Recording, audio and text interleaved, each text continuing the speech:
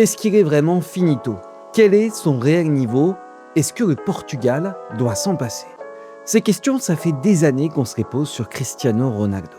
À 41 ans, à un poste aussi énergivore que attaquant, c'est des interrogations qui paraissent légitimes. Alors à l'aube du prochain mondial, le 6e de CR7, j'ai regardé de plus près ses performances avec Al Nassr, analysé son jeu et il y a beaucoup d'enseignements. Déjà à la base, CR7 statistiquement, ça reste impressionnant. À Al Nassr, au moment où j'enregistre, c'est 26 buts en 29 matchs de Saudi Pro League, 28 buts en 36 matchs toutes compétitions confondues, et enfin le titre de champion d'Arabie Saoudite après une lutte acharnée contre le rival Al Hilal, un des rares titres qui lui manquait dans son palmarès. Le coup franc pour Cristiano Ronaldo. Cristiano Ronaldo pour venir inscrire le but le plus important depuis son arrivée en Arabie Saoudite. Physiquement, il a eu très peu d'absence, il y a eu une légère blessure au niveau des ischios et sa fameuse grève lorsqu'il protestait contre la Ligue saoudienne qui favorisait, selon lui, un peu trop Al Hilal lors du dernier mercato d'hiver. Et puis CR7, quand il s'agit de marquer des bangers, des buts qui font tour des réseaux, il est toujours là. Cristiano Ronaldo. Cristiano Ronaldo. Oh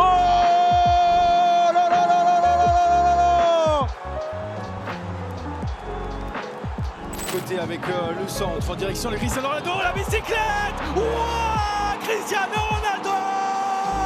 Il n'avait pas encore marqué dans cette fête aujourd'hui. Il le fait d'une manière magistrale.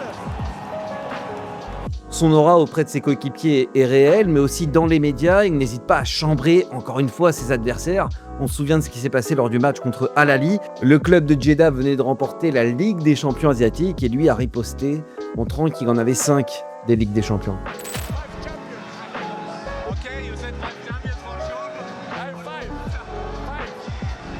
Bon, si je m'arrête là, on pourrait croire que tout va bien et que le Portugal va profiter de sa légende pour faire un grand mondial. Mais si on regarde de plus près, c'est plus compliqué que ça.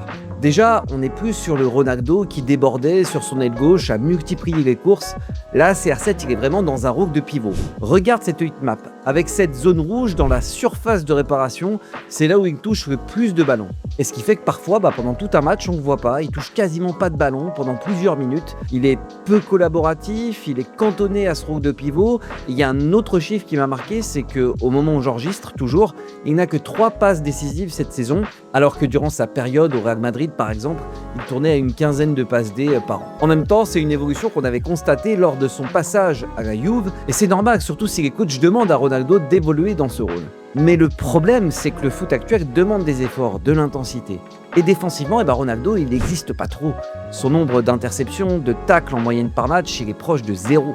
À 41 ans, c'est donc un CR7 différent, avec d'autres qualités et d'autres défauts qui joue actuellement. Mais il y a une piste qui peut être intéressante pour le Portugais, c'est son duo à Al Nassr avec João Félix. Alors lui, João Félix, il a littéralement explosé cette saison, 26 buts, 18 passes D au moment où je te parle, et surtout, sa complémentarité avec CR7 est réelle, un peu comme ce qu'était Karim Benzema pour CR7 au Real.